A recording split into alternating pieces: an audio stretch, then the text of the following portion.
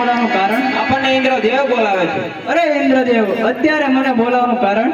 અરે હા વિષ્ણુદેવ, તમને બોલાવવાનું એક જ કારણ કે પહેલાના ઋષિ મુનિઓ હજારો વર્ષ સુધી તપ કરતા, અરે છતાં મારા ઇન્દ્રદેવને કાંઈ ન થતું. પરંતુ આજ વખતે કોણ તપસ્વી લાગ્યો જેને ફક્ત 12 દિવસની અંદર મારું આખું ઇન્દ્રસન ડોલાઈ નાખ્યું. જો આપ આ વિશે જાણતા હોય તો મને જલ્દી કહો, નહીતર મારી તલવાર વડે તેનું સત છોડો. અરે નહીં ઇન્દ્રદેવ, આ વિષય કંઈ પણ જાણતો નથી. મારથી મોટા ભોળાનાથ છે, તો એ જાણતા હશો તો તેમને બોલાવો. બહુ સારું.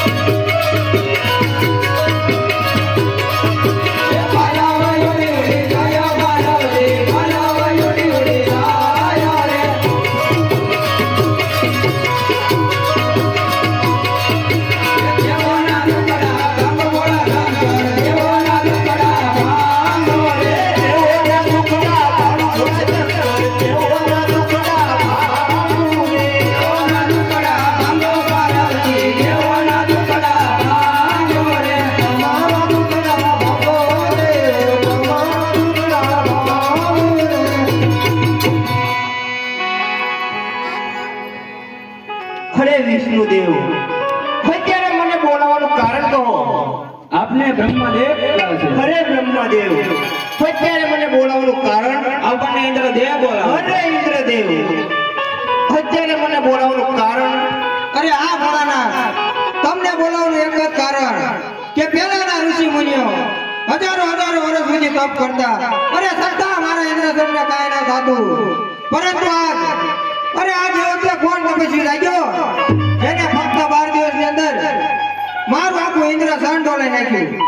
જો આપ આ વિશે જાણતા હોય તો મને જલ્દી કહો, નહીતર મારી તલવાર વડે તેનું સત છોડો.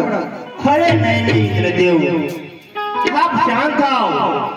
હે તો મારો લાગેલો અને પ્રેમી ભક્ત મારું તપ કરવાયો છે.